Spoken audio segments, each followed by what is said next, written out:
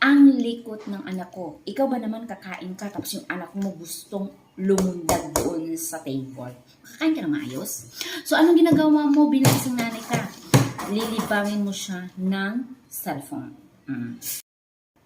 Hello mga inahan! Kamusta kayong lahat dyan? Kumusta ang inyong buhay parents? Kayo ba ay namamalo din?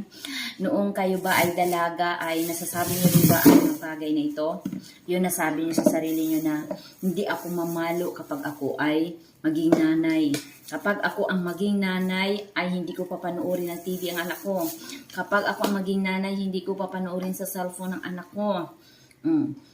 Lahat yan sinabi ko na noong ako ay dalaga pa.